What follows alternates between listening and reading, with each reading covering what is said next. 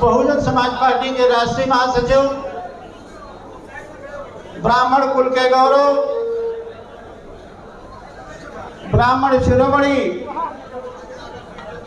Bahujan Samaj party के राष्ट्रीय महासचिव का आगमन हो चुका है। माल्यार्पण करके उनका स्वागत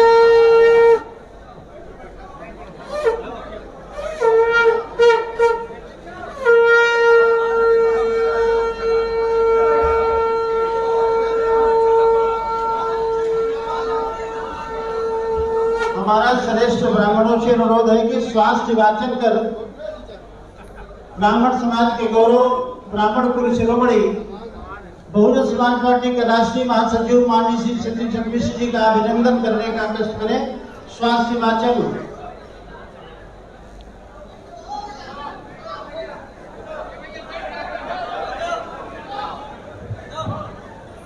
साथियों, आप लोग शांति बनाए रखें, शांति बनाए रखें।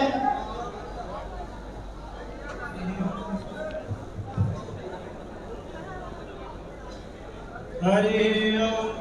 स्वस्ति न इंद्रो वृहस्पतिः, स्वस्ति न पूषा विश्ववेदाः, स्वस्ति नस्तारक्षो अरिष्टनेमि, स्वस्ति न बृहस्पतिर्दधातु प्रखरस्वामरुतः प्रश्नमातरः शुभम्याय विदधे सुयङ्मय अग्निर्देवा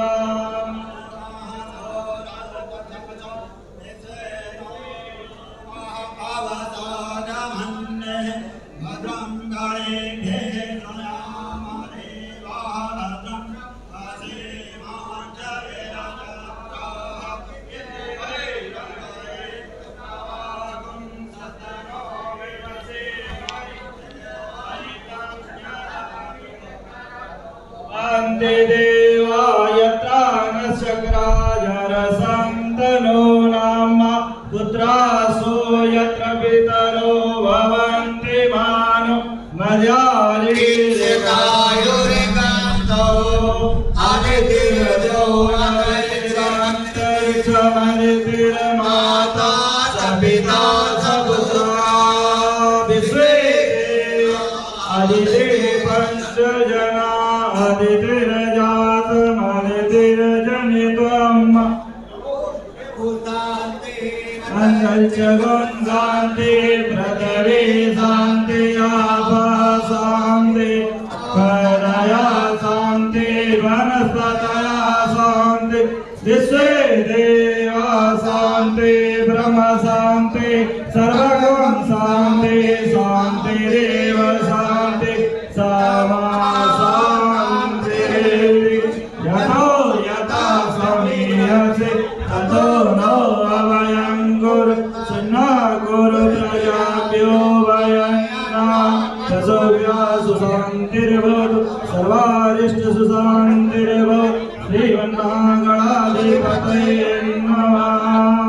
वक्रतुण्ड महाकाय कोटिसूर्यसमप्रभ निर्विघ्नं कुरु मे देव सर्वकार्येषु सर्वदा।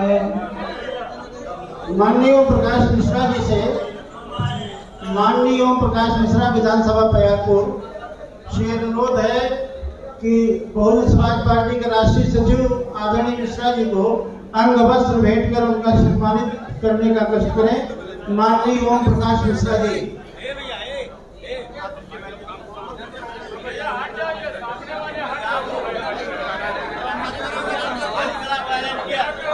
और हमारा ये श्रेष्ठ और विद्वत ब्राह्मण से अनुरोध है कि माननीय मिश्र जी का तिलक करके उनका अभिनंदन करने का कष्ट करें।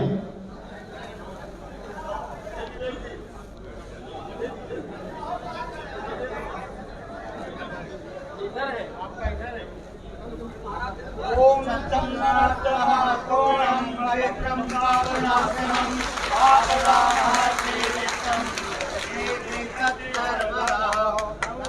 ब्रह्मदेवाय ब्रह्महिताय च जगत्हिताय कृष्णाय गोविन्दाय नमो नमः। ओम प्रकाश मिश्रा जी अंग दिवस दिनेश कुमार शुक्ला जी विधानसभा वासी। हमारे आज के इस कार्यक्रम के मुख्य अतिथि परम आदरणीय वाणी मिश्रा जी को रामचरितमानस की प्रति समर्पित करके अपना सम्मान प्रकट करेंगे और इस कार्यक्रम में हनुमान जी की भूमिका का निर्वाह करने वाले उत्तर प्रदेश सरकार के पूर्व मंत्री माननीय नकुल दुबे जी को भी रामचरितमानस की प्रतिमा भेंट कर उनको भी सम्मान देने का कष्ट करेंगे।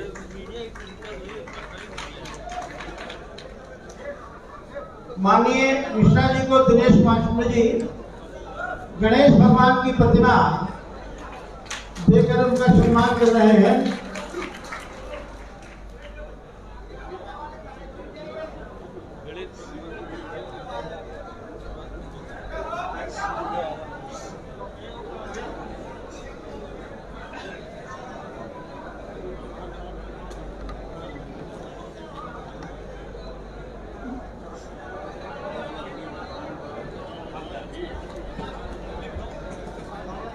श्री नकुल दुबे जी को भगवान परशुराम की प्रतिमा श्री दिनेश शुक्ल जी द्वारा। इसी क्रम में माननीय दिनेश कुमार शुक्ला जी हम सबके अग्रज ब्राह्मण समाज के जो हमारे इस मंडल के संयोजक हैं डॉक्टर ओपी त्रिपाठी जी को रामचरितमानस भेंट करके सम्मान करेंगे। और इसी के साथ पुनः सम्मान में डॉक्टर ओपी त्रिपाठी जी को भगवान परशुराम का फोटो देकर के सम्मानित करेंगे।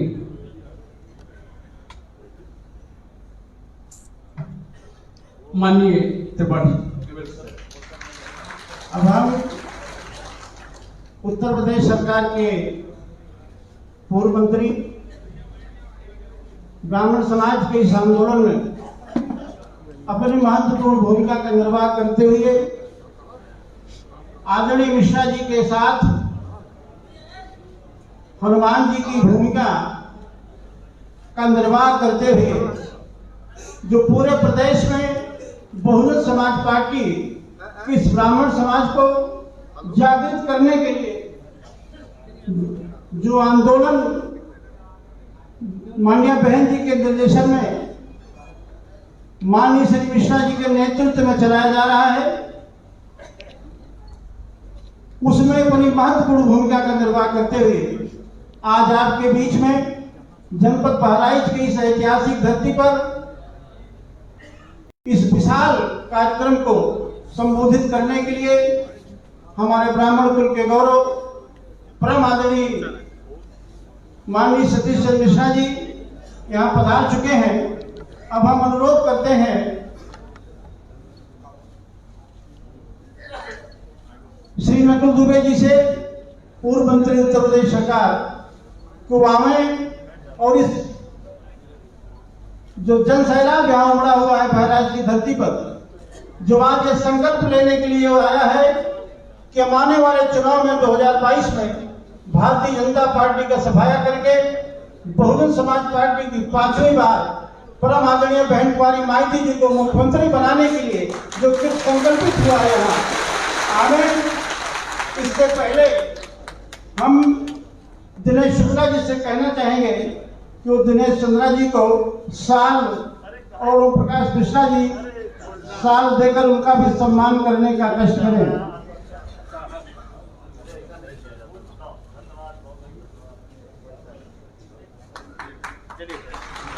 माननीय श्री नकुल दुबे जी।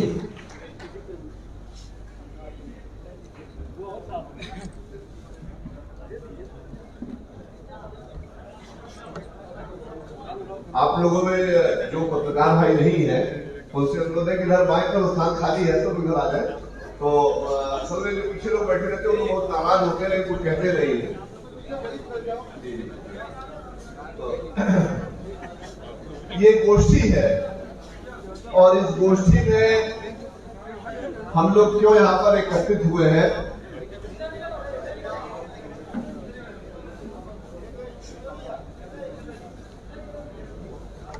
व्यवस्थित हो जाए।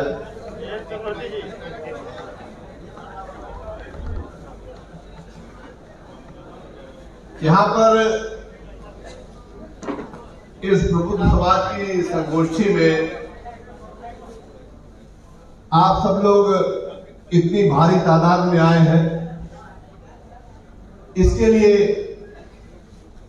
हम सब संपूर्ण बहुजन समाज पार्टी की यूनिट आप सबका हृदय से स्वागत करती है और अभिनंदन भी करती है। मैं 2-3 सवाल अपने समाज से पूछना चाहता हूं और आप लोग मुखर होकर के, सब लोग तनाव में हैं, सब लोग उत्तेजित हैं, सब लोग गुस्से में, मुझे पता है, लेकिन जहां भी आप लोग बैठे खड़े हैं अपने स्थान से मुझे हाथ उठा करके या इशारा करके बताने का कष्ट करिएगा कि क्या जो मैं कह रहा हूं वो सच है कि झूठ है। मेरा पहला सवाल पूछेंगे। मेरा पहला सवाल है कि सन 2017 में जब भारतीय जनता पार्टी की सरकार आई तो बताइए क्या ब्रह्म समाज ने पूरे ताकत से, पूरी तन्मयता से भारतीय जनता पार्टी की सरकार बनवाई कि नहीं बनवाई? सब लोग बोलिएगा, बनवाई कि नहीं बनवाई? क्या सन 2017 से लेकर के 2021 के बीच में ब्राह्मण समाज का अपमान हुआ कि नहीं हुआ? सब लोग बताएं, क्या ब्राह्मण समाज का अपमान हुआ कि नहीं हुआ? क्या हमारा समाज इसी तरह से अपने अपमान को बर्दाश्त करता रहे? अगर आप सबको अपने मान सम्मान की रक्षा करनी है, आपको 2007 पुनः स्थापित करना है, तो मैं आप सबसे कह देना चाहता हूं कि आप सब लोग ये संकल्प लेकर के यहाँ से जाइएगा कि सन 2022 में हम भारतीय जनता पार्टी को सिर्फ उखाड़ करके नहीं देखेंगे, हम लोग बहन कुमारी मायावती जी को 5वीं बार काम करेंगे।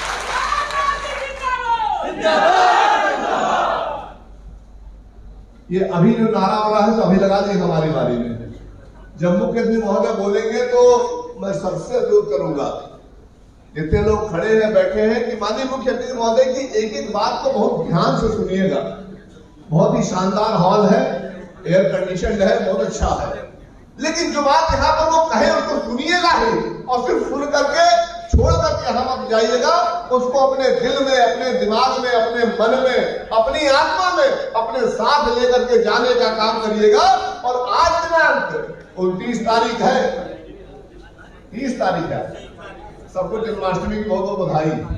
30 तारीख है और 30 तारीख को जन्माष्टमी के दिन आप सब लोग अपना अपना सुदर्शन चक्र अपने अपनी उंगलियों पर नचा दीजिएगा और पूरे बधाई को संदेश देने का काम करिएगा कि जिसने ब्रह्म समाज के मान सम्मान के साथ खिलवाड़ करने का काम किया है, अब वो कदापि हमको उत्तर प्रदेश में बर्दाश्त नहीं है, चाहे वो अपने मठ में वापस चला जाए, चाहे उत्तरांचल चला जाए, उत्तर प्रदेश संभालने के लिए आप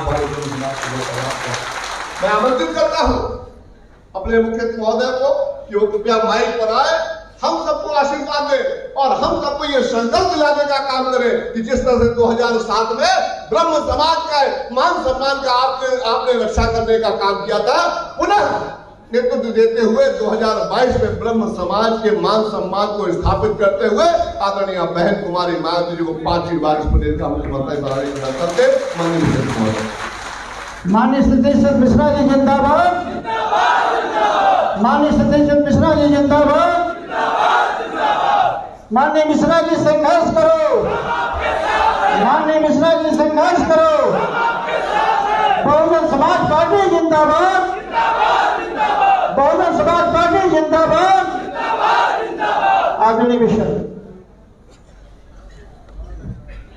मंच पर उपस्थित बहुजन समाज पार्टी के सभी सम्मानित नेतागण,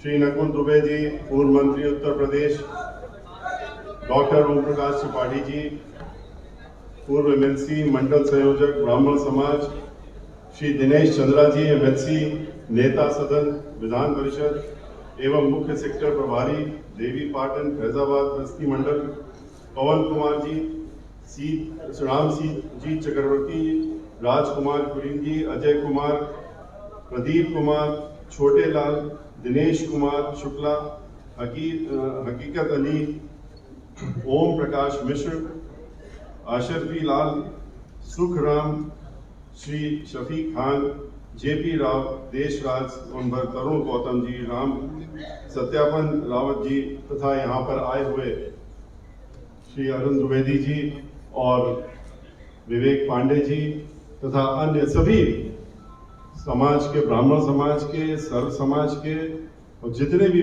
यहाँ पर उपस्थित हैं बहुजन समाज पार्टी के समर्थक, हम लोगों का जो इतनी बड़ी संख्या में उत्साह बढ़ाने के लिए आज यहाँ पर मौजूद हैं, मीडिया के साथियों, सबसे पहले तो मैं आप सभी को, आज जन्माष्टमी का पर्व है, उसके लिए आप सभी को हम बधाई देते हैं और खुशी की बात है कि इस मौके पर हमें आपके सामने आकर के अपनी कुछ बातें रखने का मौका मिल रहा है। भाइयों, हमने ये अपना जो गोष्ठी का कार्यक्रम है ये 23 जुलाई से शुरू किया था। 23 जुलाई को हम लोगों ने अयोध्या से शुरू करते हुए पूरे उत्तर प्रदेश में घूमते हुए आज हम आपके बीच में आए हैं और अब आपके बाद सिर्फ 7 जिले और बचे हैं, जिसके बाद ये पूरा कार्यक्रम 75 जिलों का समापन हो जाएगा।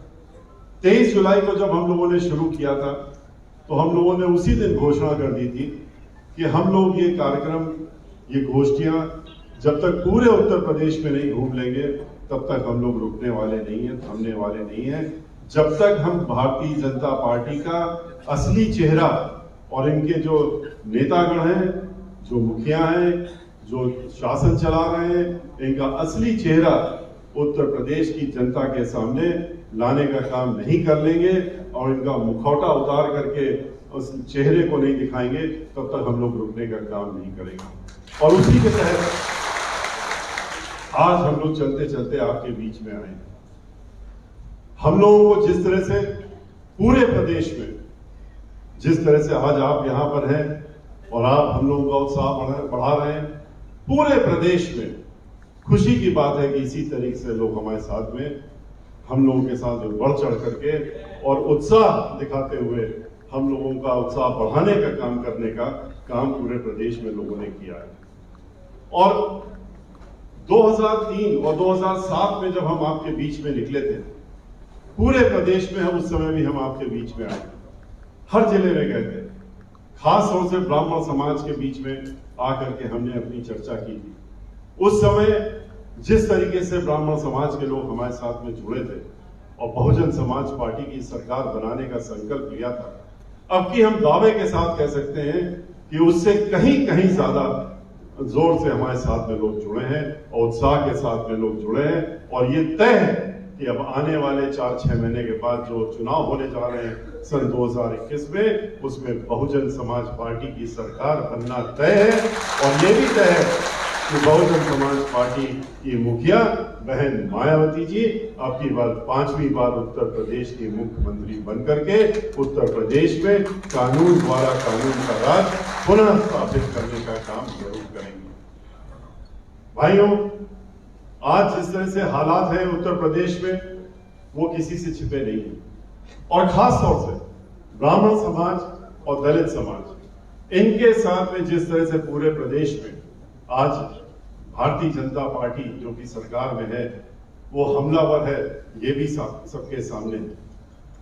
ये उसी प्रकार से याद करिए जिस तरह से समाजवादी पार्टी की सरकार जब 2003 में आई थी, जब समाजवादी पार्टी की सरकार आती है तो याद करिए समाजवादी पार्टी की कुछ खासियत होती है। उनकी खासियत ये होती है कि आते ही उनकी सरकार में पूरे प्रदेश में गुंडागर्दी, माफिया राज, बलात्कार, महिलाओं के साथ में दुराचार, हफ्ता वसूली, दंगे, फसाद, ये सारी चीजें जितनी होती, लूट मार से लेके हर चीज, जब समाजवादी पार्टी की सरकार आती है शुरू हो जाते हैं।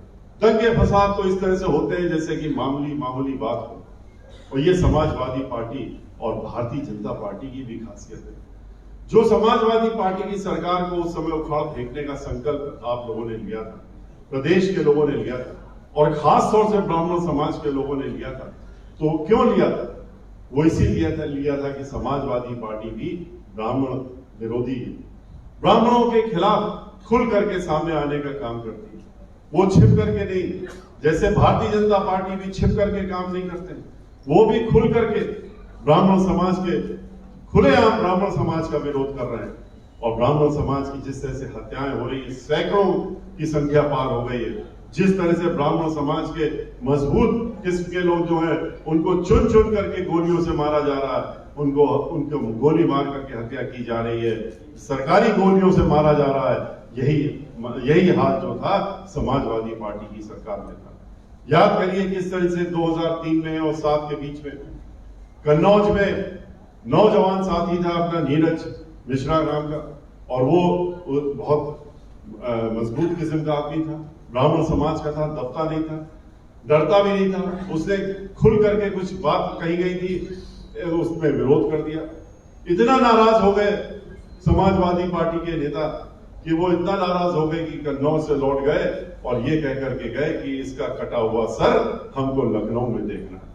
और उसके बाद क्या हुआ था ये भी सबने मैगजीन में भी देखा, अखबारों में भी छपा, पूरी स्टोरी छपी थी इस बात की कि कैसे उसको उठा लिया गया, उसके बाद उसका सर काट दिया गया और उसका कटा हुआ धड़ जो है वहां पर कुएं में मिला था, और उसकी मां की मृत्यु भी हो गई थी। वो शरीर को देखने के बाद में ये सबने देखा था। और यही जब 2012 में उनकी सरकार आई तो फिर से उन्होंने वही काम किया। किस तरीके से उन्होंने पार्टी के मुख्यमंत्री जो थे उन्होंने अपने पार्टी के कार्यक्रम में कहा कि ब्राह्मण समाज को सबक सिखाना है, ब्राह्मण समाज का कोई काम नहीं करना है, इनको सबक सिखाना है। ये अखबार में छप गया।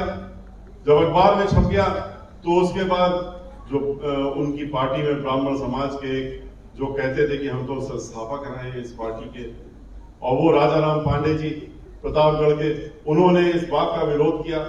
उन्होंने कहा इस तरह की बात नहीं कहनी चाहिए, ये अच्छी बात नहीं है कि आप किसी एक समाज के लिए कहें कि हमें इनको सबक सिखाना है, इनका कोई काम नहीं करना। उनसे वो इतना नाराज हो गए पांडे जी से इस बात से कि उन्होंने उनको इतना बेइज्जत किया कि उन्होंने पहले तो उनका घर छीना, बंगला छीना, उनको मंत्रिमंडल से बर्खास्त किया और उसके बाद अपने घर से बेइज्जत करके निकाला। इतनी गिलानी, इतना उनको झटका लगा श्री राजाराम पांडे जी को कि उनको घर जाते जाते उनका हृदय रुक गया, उनका हार्ट अटैक हुआ और उनकी मृत्यु हो गई।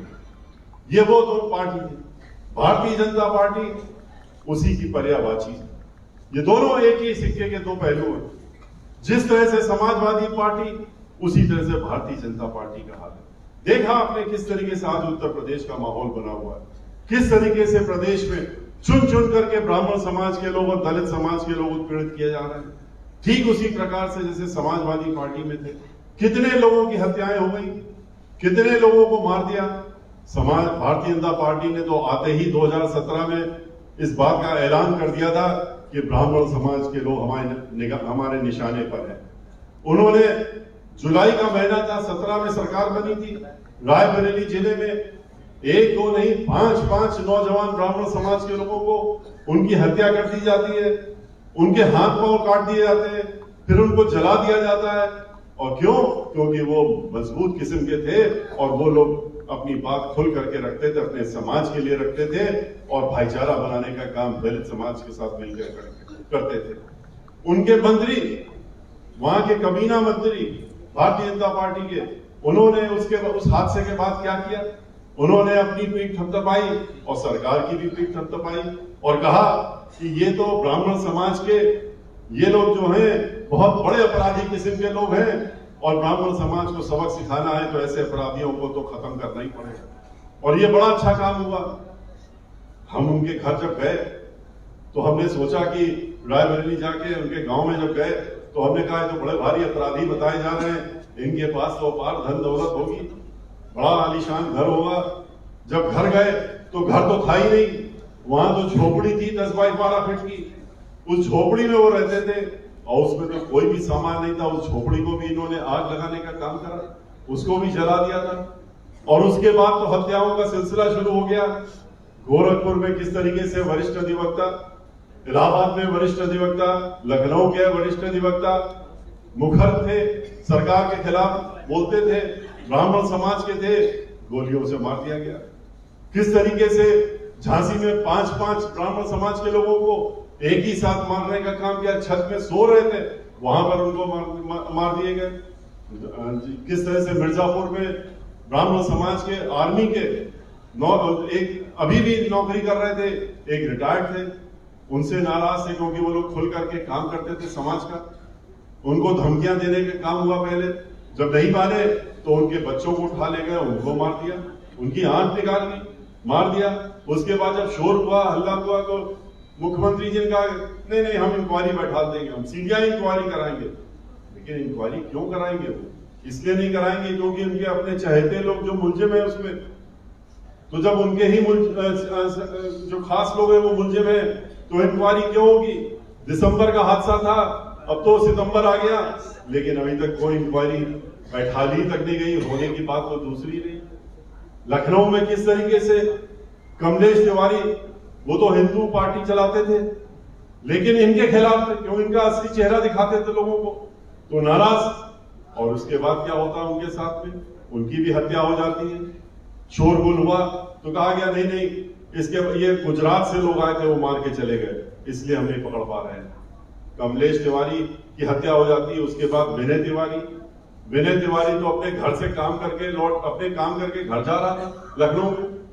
पूरा मीडिया में, अखबारों में सब जगह छपा क्या हुआ उसके साथ। उसकी गाड़ी रोकी जाती है और रोक करके पूछते हैं अधिकारी पुलिस के, क्या नाम है तुम्हारा? नाम बताया उसने, विनय तिवारी। अच्छा, पंडित हो, ब्राह्मण हो? गोली मार दी। क्योंकि माहौल बनाया गया कि इनको मारना है, इनको ठिकाने लगाना है, इनको सबक सिखाना है ब्राह्मणों को। जिस दिन से सरकार बनी थी उस दिन से कानपुर में जो बिकरू कांड हुआ, उसके पहले कितनी और हत्याएं हो गई? कौन सा ऐसा जिला छूटा जहां नहीं हुई? कानपुर के में जो बिकरू कांड हुआ, उसके बाद उसको तो आपने मार ही दिया।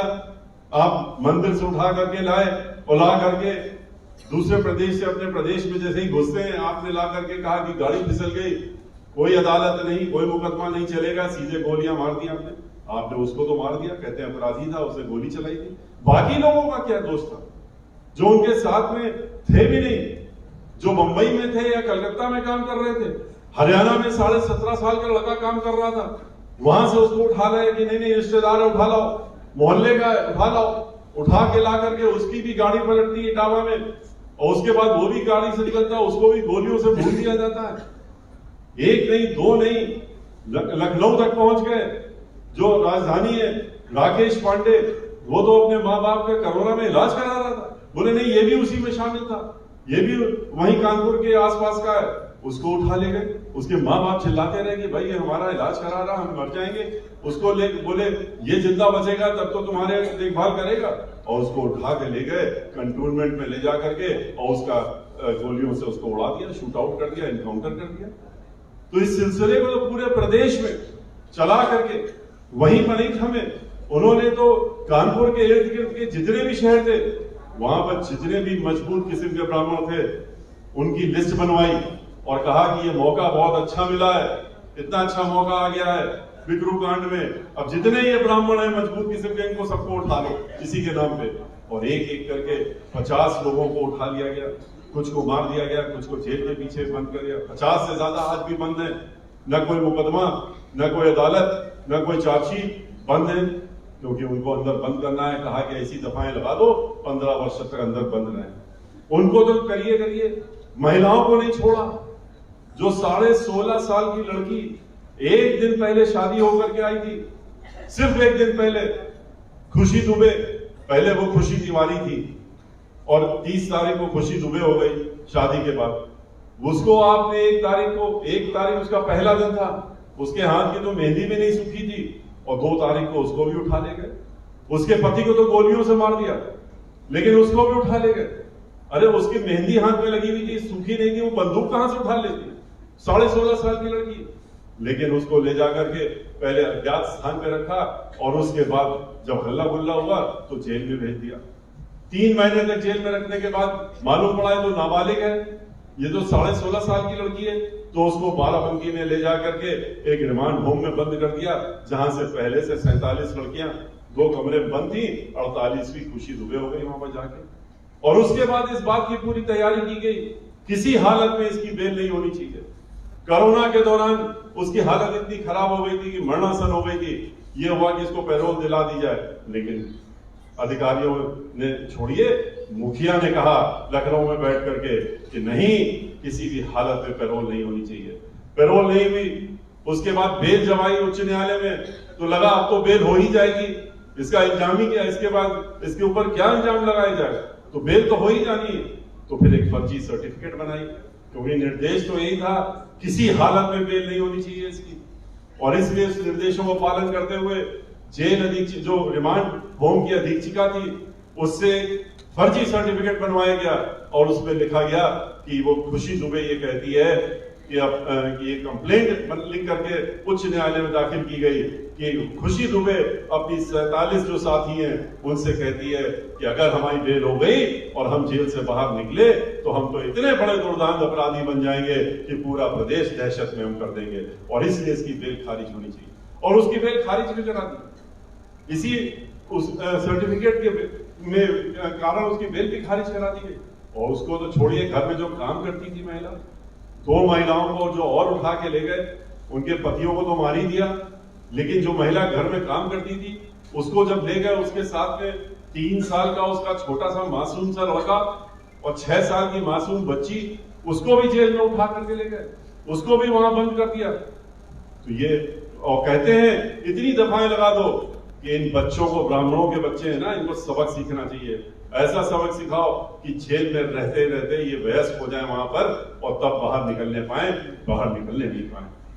जिस तरह से ब्राह्मणों के साथ में इन्होंने पूरे प्रदेश में दहशत का माहौल फैला है, उसी तरह से दलित समाज के साथ में किसी की झोपड़ी में बुलडोजर चला रहे हैं, कहीं पर चीरहरणों की खुलेआम, जब चुनाव हो रहा है, चुनाव में वोट डालने महिला नहीं जा रही, उनके जहां जबरदस्ती डलवाना चाहते हैं तो चीरहरण खुलेआम करा रहे हैं, अखबार में टेलीविजन में दिख रहा है।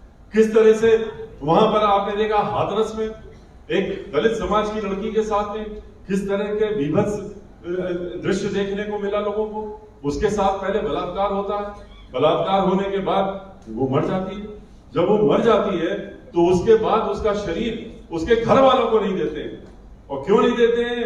क्योंकि मुखिया वहां से जिला मजिस्ट्रेट को कहते हैं लखनऊ से बैठ करके कि इसका शरीर किसी प्रकार से भी उनके घर वालों को न दिया जाए, क्योंकि जो इसमें मुलजिम लोग हैं वो हमारे चहेते लोग हैं, उनको हमें बचाना है, उनको किसी तरह से फंस न जाए, इसलिए इसका शरीर इनके घर वालों को नहीं देना, उसका शरीर घर वालों को नहीं दिया जाता। पूरा देश देखता रहा, मीडिया वालों को दौड़ा के 2-2 किलोमीटर तक भगाने का काम किया कि वो वहां पर मौजूद ना रह पाए, घर वालों को जिंगलों के पीछे बंद कर दिया। माँ और घर वाले रोते रहे, बिलखते रहे कि अच्छा हमको दाह संस्कार करने नहीं दे रहे हो, हमको शरीर तो दिखा दो, शरीर नहीं दिखा रहे हो, दूर से ही उसका चेहरा दिखा दो अंतिम बार। नहीं, क्योंकि आदेश है। और वहां पर ले जा करके फिर खेतों में किस तरीके से मिट्टी का तेल डाल करके रात के 2:30 बजे उसको जलाने का काम हुआ, ये भी दृश्य सबने देखा। लेकिन ये सरकार आज उत्तर प्रदेश में कर क्या रही है, सिवाय धोखे के अलावा?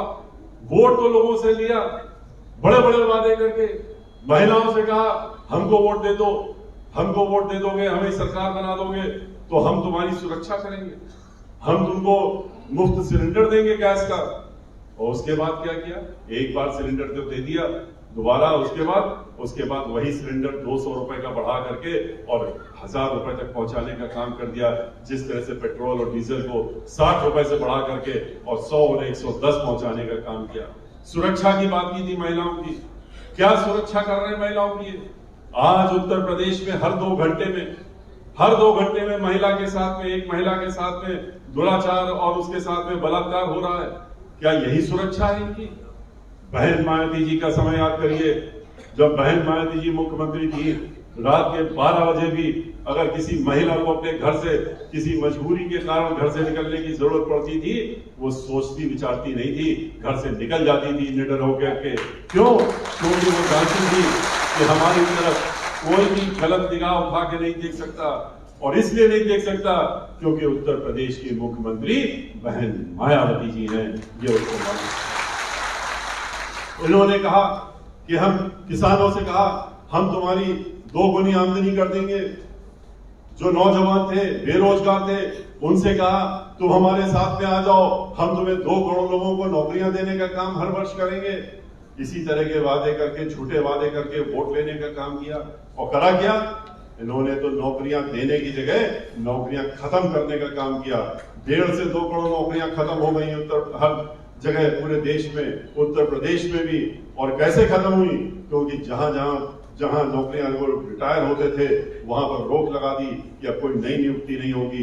टीचरों से कह दिया नई नियुक्ति नहीं होगी, स्कूलों में कह दिया नियुक्ति नहीं करनी है। और उसके बाद ये कहा कि जहां पर जितने भी जहां सार्वजनिक उपक्रम थे, जहां पर लोग नौकरियां पाते थे, जो देश की धरोहर थी, चाहे वो ONGC हो, ऑल इंडिया हो, एयर इंडिया हो, और चाहे लाइफ इंश्योरेंस कॉर्पोरेशन हो, और चाहे वो रेलवे हो, और चाहे वो रेलवे के साथ साथ में जितने भी बिजली घर हैं, उपक्रम हैं, उन सब में हो, इन सब जगह नौकरियां खत्म, नगर निगम नौकरियां खत्म, क्योंकि इनको सबको आपने प्राइवेट हाथों में देने का काम कर दिया, निजी हाथों में बेचने का काम कर दिया।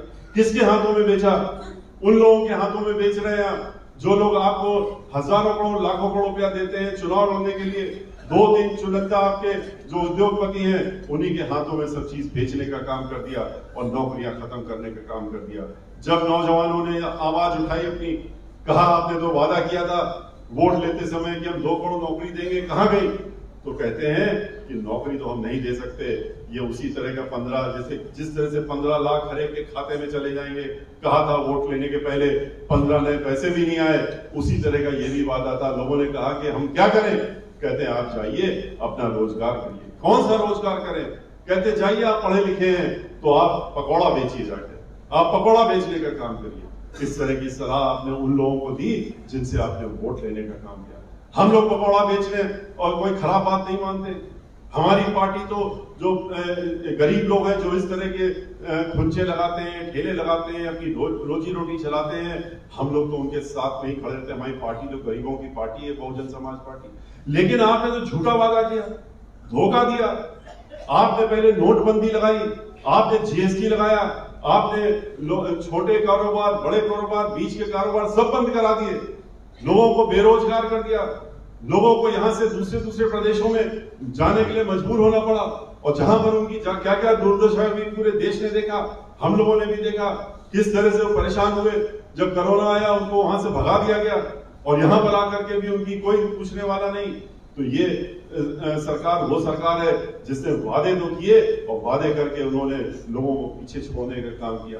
किसानों से कहा कि हम जो है तुम्हारी 2 गुनी आमदनी कर देंगे, 2 गुनी बढ़ा देंगे, तो हमारे साथ में आ जाओ। किसानों ने सोचा चलो भाई इनके साथ में हो जाते हैं, ये 2 गुनी आमदनी बढ़ाने की बात कर रहे हैं। उनकी आमदनी तो नहीं बढ़ाई, उनकी आमदनी तो शून्य कर दी।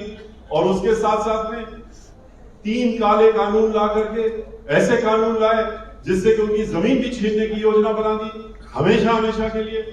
मजबूरन उन कानून में ऐसे आपने कानून लेकर के आए जिसमें किसानों को मजबूर होकर के अपनी जमीन पट्टे में देनी पड़ेगी। और किसको पट्टे में देनी पड़ेगी? इन्हीं उद्योगपतियों को, जो कि उसके बाद जमीन लेने के बाद कहते हैं कि हम फसल का पैसा देंगे तुम्हें। और फसल का पैसा कब देंगे? कोई फसल का उसमें कोई ये नहीं कि न्यूनतम पैसा देंगे, ये कानून में नहीं लिखा हुआ। फसल का पैसा देंगे, 1 साल देंगे, 2 साल देंगे, तीसरे साल क्या कहेंगे कि अब की बार हम नहीं दे सकते। क्यों नहीं दे सकते? क्योंकि बाढ़ आ गई, उपज नहीं हुई, सूखा पड़ गया, उपज नहीं हुई, खाद अच्छी नहीं थी, बीज अच्छा नहीं था, तुमने ठीक से उसकी पेराई नहीं की, तुमने ठीक से बुआई नहीं की, और इसलिए जो है उपज खराब हो गई, हम पैसा नहीं दे सकते। पैसा तो नहीं मिलेगा, लेकिन जो जमीन उसके पास थी, उसकी खुद की जमीन हमेशा के लिए उसके हाथ से चली जाएगी, क्योंकि पट्टे में लिखा दी गई है। और कोर्ट कचहरी ये किसान नहीं कर सकता। इन बड़े बड़े उद्योगपतियों के सामने वो धक्के खाते रहेगा, आत्महत्या करने के लिए मजबूर होगा। पिछले 1.5 वर्षों से किसान लड़ रहा, पूरे प्रदेश का नहीं देश का दौरा है, पार्लियामेंट से लेकर के पार्लियामेंट के बाहर तक हम लोग भी इनके साथ में खड़े हुए हैं और लड़ रहे हैं, लेकिन इनको कोई असर नहीं हो रहा है क्योंकि इन्होंने इनको ठेका ले लिया है उन उद्योगपतियों से हजारों करोड़ रुपए लेकर के कि हम तो तुमको ये जमीन दिला करके रहेंगे, और इसलिए उसको वापस कानून को वापस नहीं ले रहे हैं। 500 से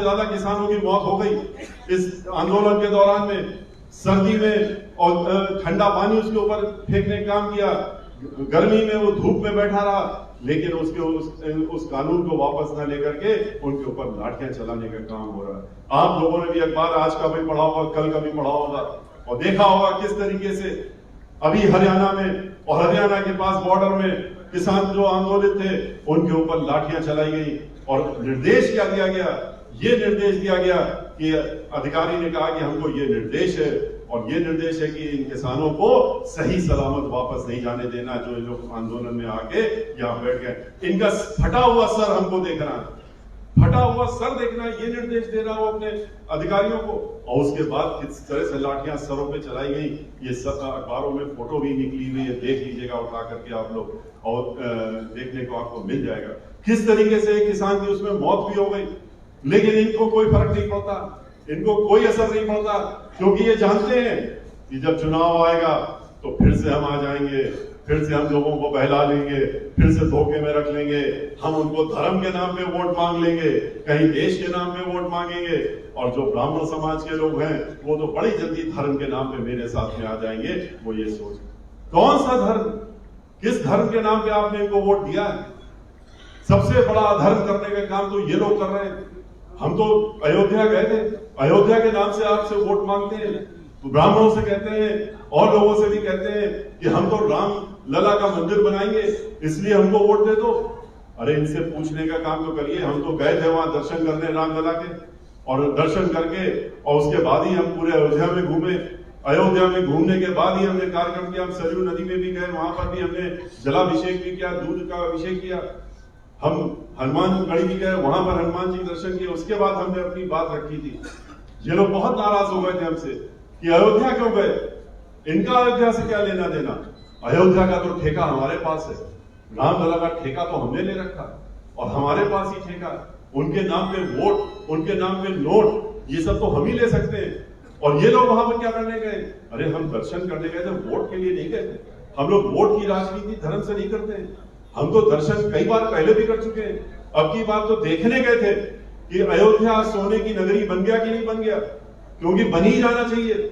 जहां हजारों करोड़ रुपया हर साल बजट से इन्होंने निकाला है, पिछले 4.5 वर्षों में बताएं कितना रुपया इन्होंने अयोध्या के नाम निकाला। अभी तो इसी महीने फिर से बजट पारित हुआ, फिर से अयोध्या के नाम पे सैकड़ों करोड़ रुपए निकाल दिए इन्होंने, वो रुपया कहां गया?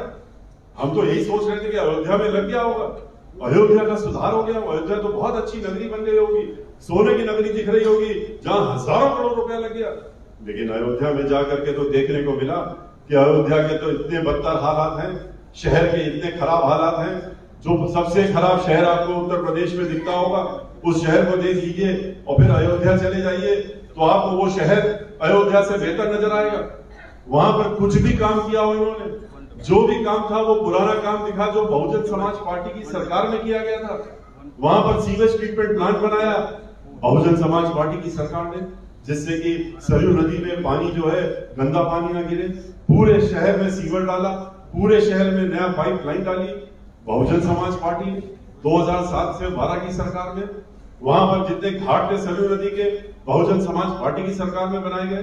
वहीं पर जाते हैं, थोड़े दीपक जला लेते हैं, 200 करोड़ रुपए कहते हैं खर्चा हो गया। और दीपक भी कहां से आते हैं? यहाँ के कुम्हारों का दीपक इनको पसंद नहीं है, ये लाते हैं चाइना से, वहीं से बत्ती भी लाते हैं जलाने के लिए और वहीं से दीपक भी लाते हैं, और 200 करोड़ रुपए चाइना को दे करके कहते हैं हमने दीपक जला दिया, और अपना एक कार्यक्रम करके और फोटो छपवा करके निकल जाते हैं। अयोध्या में यही रुपया लगा देते तो अयोध्या का रूप बदल जाता। मंदिर के नाम पे 93 से लेकर आज तक राम मंदिर के नाम पे लाखों करोड़ रुपए कमा लिए इन्होंने, इकट्ठा कर लिए पूरे देश से नहीं विदेशों से भी, पर वो रुपया कहां गया? उसके बाद क्यों जरूरत पड़ गई इनको? जब सर्वोच्च न्यायालय में निर्णय आया, निर्णय आने के बाद आपने फिर से अपने लोगों को पूरे देश में भेज दिया और प्रदेश में भेज दिया झोला लेकर के, कि झोला लेके चले गए हर घर में, कहने लगे कि रामलला का मंदिर बनाना है, सर्वोच्च न्यायालय का निर्णय आ गया। अरे निर्णय तो सर्वोच्च न्यायालय का है, आपने तो कुछ भी नहीं योगदान दिया उसमें मंदिर बनाने के लिए, उस जमीन के लिए। आप तो चाहते, तो आपकी सरकार तो उत्तर प्रदेश में भी थी और सेंटर में भी थी, आपने किसानों का कानून तो बना दिया जबरदस्ती, लेकिन इसका कोई कानून नहीं बना पाए क्योंकि आपकी इच्छा ही नहीं थी। और इसीलिए आपने देखा कि जैसे ही निर्णय आया था, सबसे ज्यादा अगर किसी का मुंह उतरा हुआ था और दुखी नजर आए थे निर्णय के बाद, तो वो कौन लोग थे? वो भारतीय जनता पार्टी के और इनके सहयोगियों मुंह उतरे हुए थे। इसलिए उतरे हुए थे, बहुत दुखी थे, इसलिए दुखी थे कि अब हमारे पास बचा क्या? रामलला तो चले गए, अब तो वोट की चीज चली गई, अब तो ये सर्वोच्च न्यायालय से आ गया, अभी तो हम इसको अभी और सैकड़ों साल घुराते, और इसलिए दुखी हो गए, इसलिए दुखी थे। लेकिन जो रुपया इन्होंने इकट्ठा करना शुरू किया सर्वोच्च न्यायालय के निर्णय के बाद, वो थोड़ा बहुत रुपया इकट्ठा नहीं किया, 10,000 करोड़ रुपए से ज्यादा आपने फिर एक साल में इकट्ठा कर लिया और कहा कि हम मंदिर बना रहे हैं। कौन सा मंदिर बना रहे हैं? हम तो अयोध्या इसीलिए गए थे देखने के लिए कि दर्शन करेंगे मंदिर में भगवान श्री रामलला के, क्योंकि पिछले वर्ष 5 अगस्त 2020 को इन्होंने बड़ा भारी एक कार्यक्रम किया था, फिर 200-300 करोड़ रुपए खर्चा किए थे और कहा था हम तो भूमि पूजन कर रहे हैं, हम तो नींव का पूजन कर रहे हैं और एक साल में आपको यहाँ मंदिर दिख जाएगा। तो हम तो सोच रहे थे कि मंदिर बन गया होगा, एक साल हो गया, हम तो एक साल बाद आ रहे थे, लेकिन बाद में तो ये पता लगा वहां जाकर के मंदिर तो छोड़िए, मंदिर के नाम पे तो कोई शुरुआत भी नहीं हुई है। न्यू छोड़िए, न्यू ऊपर तो तब आएगी जब न्यू बनना शुरू होगी, अभी तो बनना भी शुरू नहीं हुई है। और इनकी तो इच्छा ही नहीं है मंदिर बनाने की, और वरना ये पिछले साल जो कह रहे थे कि हमने तो भूमि पूजन किया है, फिर से दोबारा उठा करके देखिए कोई भूमि पूजन नहीं हुआ था। वहां तो इन्होंने 5 ईंटें रख करके और ईंट पूजन किया था, 5 ईंटों का पूजन किया और ईंट पूजन के बाद इन्होंने उन ईंटों को उठा कर हटा दिया वहां से और हटा करके ले जा करके या तो सरयू नदी में डाल दिया या किसी अपनी तिजोरी में बंद कर रखा होगा, पता नहीं, लेकिन कोई भूमि पूजन नाम की चीज नहीं। बहुजन समाज पार्टी जो है वो उनमें से है जो कि आस्था के स्थानों के साथ मजाक खिलवाड़ नहीं करती, काम करती है, उनके नाम से वोट नहीं मांगती है। हमने चाहे अयोध्या के काम हो और चाहे उसके बाद वाराणसी हो, वहां पर 80 घाट बनवाने का सब टूटे हुए थे, जर्जर थे, उनको बहुजन समाज पार्टी की सरकार जब आई थी 2007 में, उनको पूरा ठीक करने का काम बहुजन समाज पार्टी में हुआ था। वहां सीवेज ट्रीटमेंट प्लांट बनाने का काम किया, जैसे अयोध्या में किया वहां पर भी करने का काम किया। वहां पर सीवर लाइन पूरे जिले में बिछाने का काम बहुजन समाज पार्टी ने किया और उसको फिर ले जाके सीवर ट्रीटमेंट प्लांट में मिलाने का काम किया। वहां पर लोगों को आने आने में दिक्कत होती थी, फ्लाईओवर बनाने का काम किया और सड़कों को चौड़ा करने का काम किया। इन्होंने क्या किया? हम जब अयोध्या आए थे तो हमने उसी दिन कह दिया था कि हम अयोध्या दर्शन करने के बाद हम इस क्षेत्र में जाएंगे, उसके बाद हम जाएंगे अपने दूसरे चरण में वृंदावन में दर्शन करेंगे, फिर वहां जा करके हम अपने कार्यक्रम करेंगे उसके आसपास के जिलों में। उसके बाद हम वाराणसी जाएंगे, काशी विश्वनाथ जाकर के दर्शन करेंगे, फिर वहां करेंगे।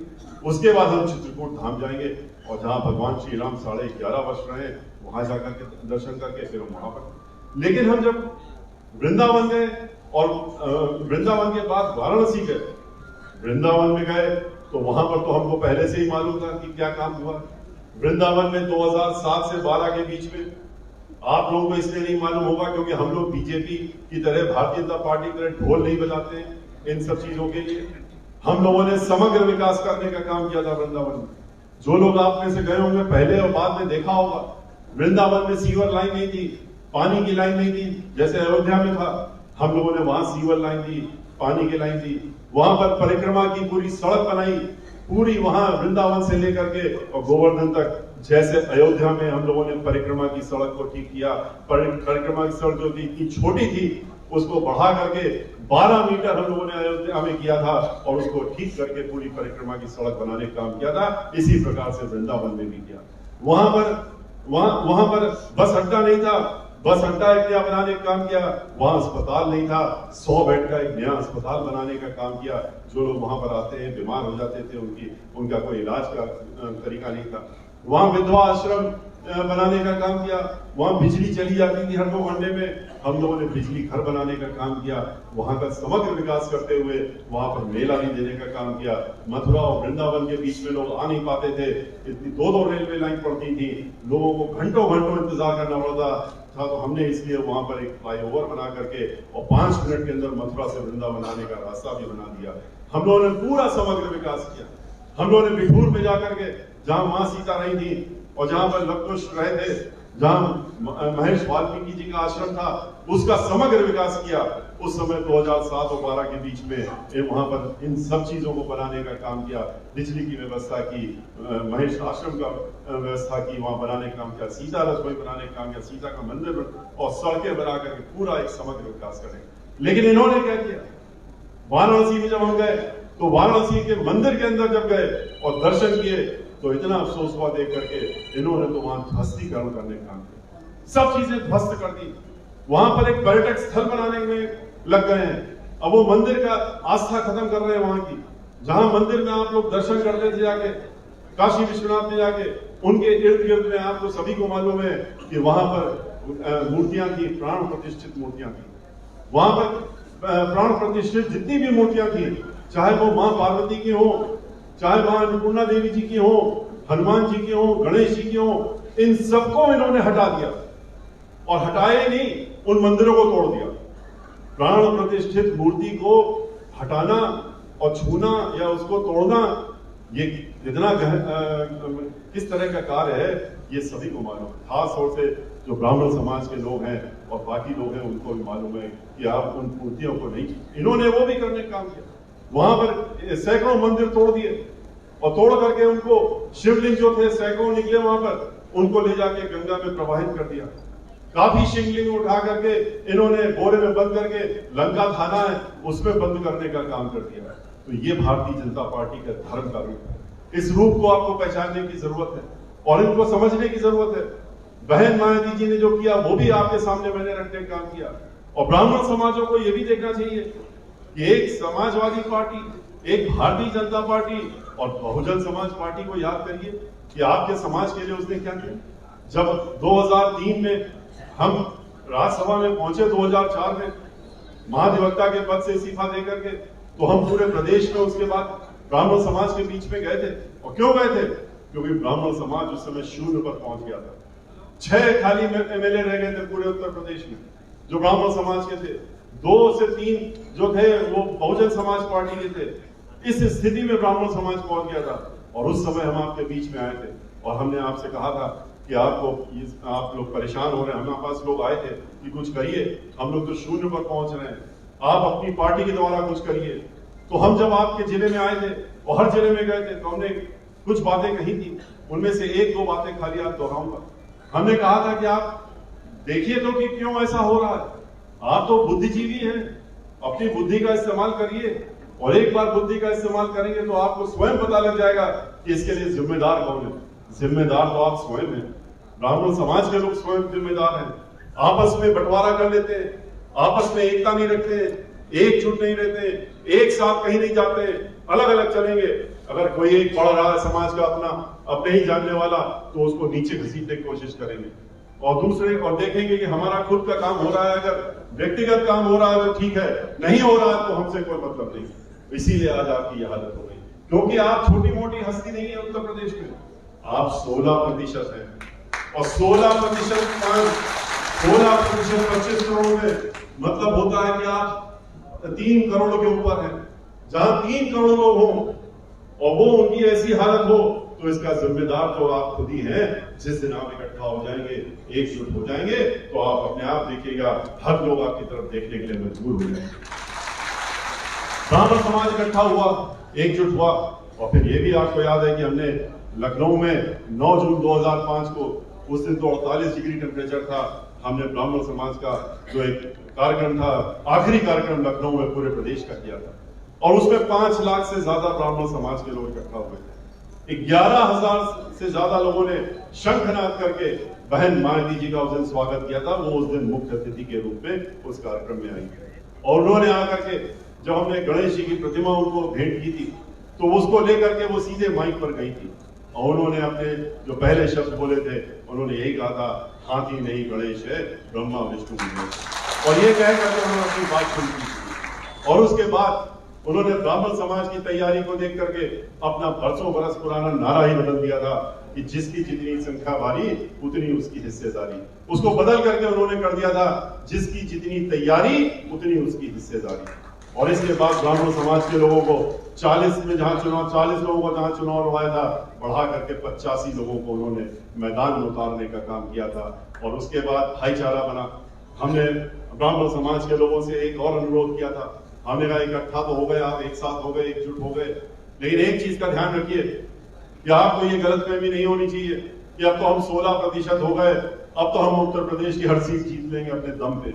आप एक भी सीट नहीं जीत सकते, एक भी सीट नहीं जीत सकते 16% इकट्ठा होने के बाद भी, क्योंकि सीट जीतने के लिए आपको 30% से ऊपर चाहिए। और इसलिए भाईचारा बनाइए। और किसके साथ भाईचारा सबसे पहले बनाइए? आप भाईचारा बनाइए दलित समाज के साथ में, भाई बहनों के साथ में, जो 23% हैं और जिनके साथ में पहले से ही अल्पसंख्यक समाज के लोग और उनके साथ में बैकवर्ड समाज के लोग पहले से ही जुड़े हुए हैं। आप उनके साथ भाईचारा बनाइए। जब आप उनके साथ भाईचारा बनाएंगे तो आप वही मिलकर के और 40 के करीब पहुंच जाएंगे और हर सीट पर भारी पड़ने का काम करेंगे। लोग इकट्ठा हुए, भाईचारा बनाया और नतीजे भी सामने आ गए। जहां ब्राह्मण समाज के लोग चुनाव लड़ रहे थे, वहां तो दलित समाज के भाई बहनों ने अपना खुल करके वोट देने का काम किया। वो तो ऐसे भी जहां भी हाथी का निशान देखते हैं, वो बहन मायावती जी के पीछे एक चट्टान की तरह खड़े रहते हैं। कोई आए कोई जाए उनको फर्क नहीं पड़ता, वो तो हाथी देखते हैं और बहन मायावती जी को देखते हैं और वहां जाकर अपनी वोट लगाने का काम करते हैं। और लगा करके उन्होंने वहां पर इस तरीके से ब्राह्मण समाज के लोगों को वोट देने का काम किया, जिसका नतीजा निकला कि 45, जहां 3 लोग पहले खाली जीते थे, 45 लोग जीत करके आए ब्राह्मण समाज के। लेकिन अगर 45 लोग ब्राह्मण समाज के जीत के आए तो एक तरफा नहीं रहा। ब्राह्मण समाज ने भी हमारी बात को मानते हुए, भाईचारा निभाते हुए, जहां दलित समाज के हमारे भाई बहन रिजर्व सीटों में चुनाव लड़ रहे थे, उनको भी अपना वोट उन्होंने भी वहां पूरी ताकत लगा दी। तन मन धन से उन्होंने उनके पीछे खड़े होकर के उनको वोट देने और दिलाने का काम किया। और उसी का नतीजा निकला कि जहां 16 सीटें जीते थे खाली हम लोग, सुरक्षित सीटें, पहले 2002 में जब 7 की गिनती हुई तो वो सीटें बढ़ करके 62 पर पहुंची, 62 सीटों पर जीतने का काम। और इस भाईचारे को पूरे देश ने देखा, पूरे विश्व ने देखा, और इसी को एक नया नाम सोशल इंजीनियरिंग भी दिया गया। इस तरह का भाईचारा आपने बना के दिखाने का काम किया। लेकिन बहन मायावती जी भी पीछे नहीं हटी। उन्होंने उस दिन जो वादा किया था ब्राह्मण समाज के लोगों से 9 जून 2005 को कि आप लोग आज तैयारी से हैं और इकट्ठा हो गए हैं, भाईचारा बना रहे हैं, तो अगर हमारी सरकार आती है तो हम भी पीछे नहीं हटेंगे, हम भी बढ़ चढ़ करके आपका खोया हुआ मान सम्मान स्वाभिमान लौटाने का काम करेंगे। और बहन मायावती जी ने ऐसा किया भी। जब सरकार बनी तो जहां सर्व समाज को उन्होंने दिया, सर्वजन हिताय सर्वजन सुखाय की नीति को रखते हुए हर समाज के लोगों को उन्होंने उनका उचित स्थान देने का काम किया, मंत्रिमंडल में दिया, हर चीज करी। उन्होंने ब्राह्मण समाज के लोगों को बढ़ चढ़ के देने का काम किया। 15 मंत्रालय, 15 मंत्री ब्राह्मण समाज के उन्होंने कैबिनेट मंत्री बनाने का काम किया। 35 से ज्यादा लोगों को ब्राह्मण समाज के उन्होंने कैबिनेट का दर्जा देकर के चेयरमैन और वाइस चेयरमैन बनाने का काम किया। 1 दर्जन से ज्यादा लोगों को उन्होंने एमएलसी बनाने का काम किया। विधान परिषद का अध्यक्ष ब्राह्मण समाज का बनाया, महाधिवक्ता बनाया, और 5000 से ज्यादा सरकारी वकील उन्होंने उच्च न्यायालय इलाहाबाद और लखनऊ मिलाकर के पूरे उत्तर प्रदेश की जितनी जिला न्यायालय थी उसमें उन्होंने सरकारी वकील बनाने का काम किया।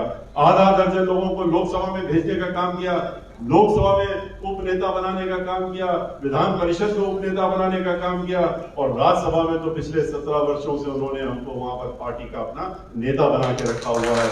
और इस समय लोकसभा में भी श्री नितेश पांडे को उन्होंने, जो ब्राह्मण समाज से हैं, लोकसभा में पार्टी का नेता बना के रखा हुआ है। बहन मायावती जी ने जहां सर्व समाज के लिए किया, उन्होंने ब्राह्मण समाज के लिए भी बढ़ चढ़ के करने का काम किया।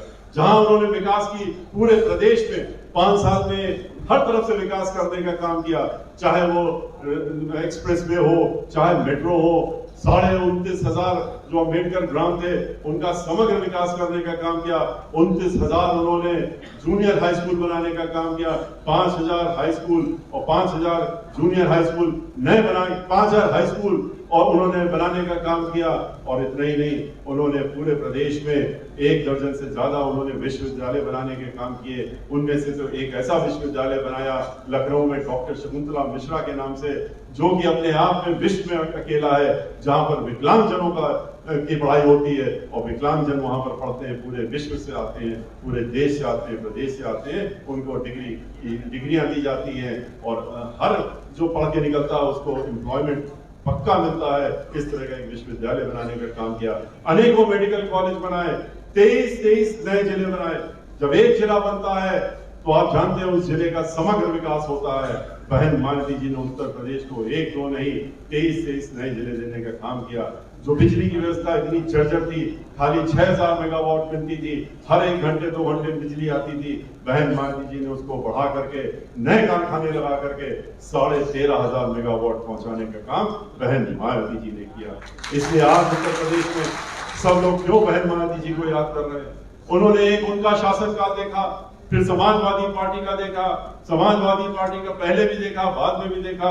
समाजवादी पार्टी तो जैसे ही आती है गुंडा राज, माफिया राज सब तो चले ही आता है, दंगे फसाद होने लगते हैं। उसके बाद उन्होंने भारतीय जनता पार्टी का राज देखा कि हर तरफ विकास के नाम पे सिर्फ विनाश हो रहा है और पैसों की लूट हो रही है, भ्रष्टाचार हो रहा है, पैसे कहां जा रहे हैं कुछ पता नहीं, मंदिरों के नाम पे लूट हो रही है। संस्कृत विद्यालय बंद कर दिए गए।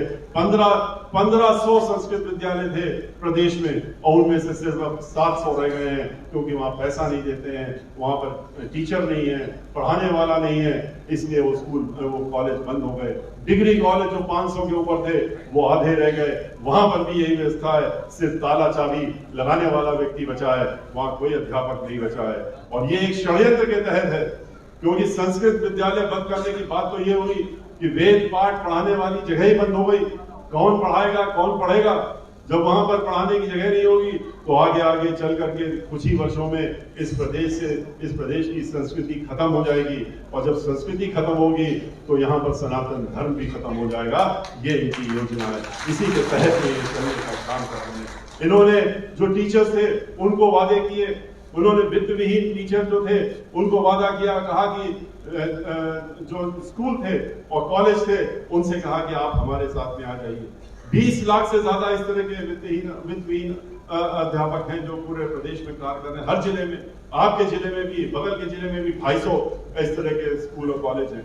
वो सब इसलिए बंद हो रहे हैं, वहां पर अध्यापक पढ़ाने के लिए नहीं, क्योंकि उनको पैसा ही नहीं मिलता है। इन्होंने उनसे कहा, पहले समाजवादी पार्टी ने कहा कि हम देंगे और हम तुमको मानदेय देंगे, हम तुम्हारी नियमावली बनाएंगे, हम तुम्हारा ख्याल रखेंगे, और उसके बाद उनको ठोकर मार दी। और ये भारतीय जनता पार्टी वाले आए, इन्होंने कहा तुम मेरे साथ आ जाओ, हमारे साथ आ जाओ, तुम लोग अध्यापक हो, हम तुम्हारा ख्याल रखेंगे। उसके बाद क्या हुआ? इन्होंने उनका साथ दिया, सरकार बन गई।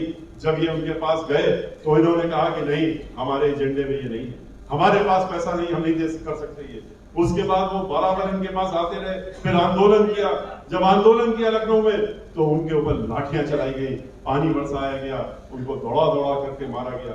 फिर उनमें से एक महिला ने जब अपना सर मुड़ा लिया विधानसभा के सामने और कहा, अध्यापिका ने कहा कि ये आज हम इनकी सरकार की अंत्येष्टि कर रहे हैं, तो मुख्यमंत्री जी नाराज हो गए। कहा कि ये जो अध्यापक लोग हैं जो अपने आप को गुरुजन कहते हैं, इन्होंने पिछले जन्म में जरूर कुकर्म किए होंगे, ऐसे गंदे कर्म किए होंगे कि जिसकी वजह से आज इनके ये अध्यापक बने और इनकी ये दशा हुई। अध्यापक के बारे में इस तरह की बात करना, जो कि हम सबको पढ़ाने का काम करता है, जिसकी वजह से आज हम लोग जहां पर भी हैं, उनके बारे में ऐसी सोच कोई और नहीं रख सकता, ये भारतीय जनता पार्टी वाले ही रख सकते हैं। क्योंकि ये जो सोचते हैं ये खुल करके कह भी देते हैं, क्योंकि जानते हैं वोट तो तुम हम ही को दोगे। आपने सुना होगा किस तरह से ब्राह्मण समाज के बारे में इनके नेता ने कहा, छोटा मोटा नेता नहीं, राज्यसभा के मेंबर ऑफ पार्लियामेंट।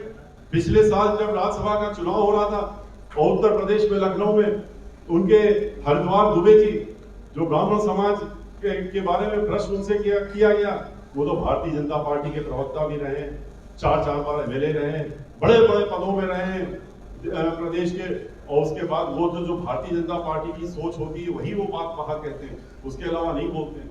उनसे पूछा मीडिया के लोगों ने कि भाई ब्राह्मण समाज के लोग बहुत नाराज हैं, उत्तर प्रदेश में आप क्या करने जा रहे हैं?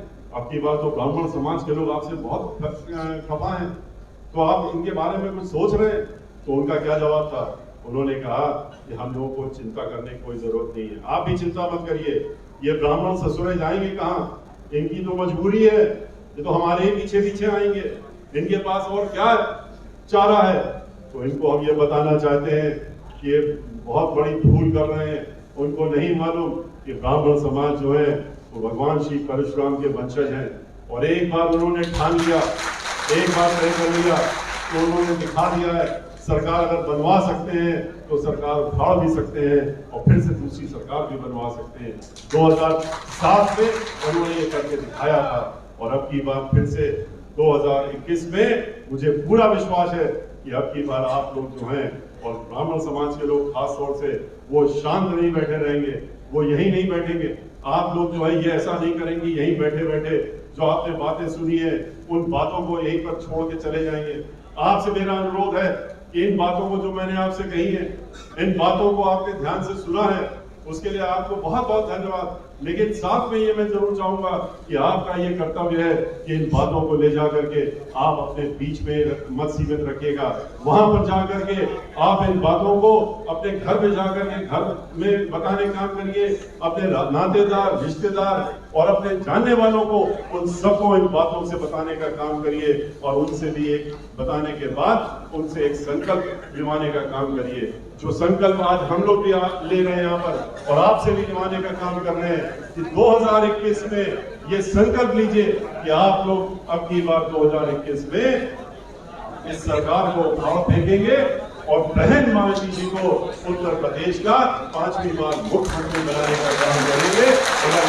इस संकल्प को हमारे साथ अगर आप हैं तो आप दोनों हाथ उठा करके एक बार हमको भी ये बताने का काम करिए कि आप हमारे साथ इस कार्यक्रम में हैं और संकल्प को बहुत बहुत धन्यवाद। जय भीम, जय भारत, जय परशुराम।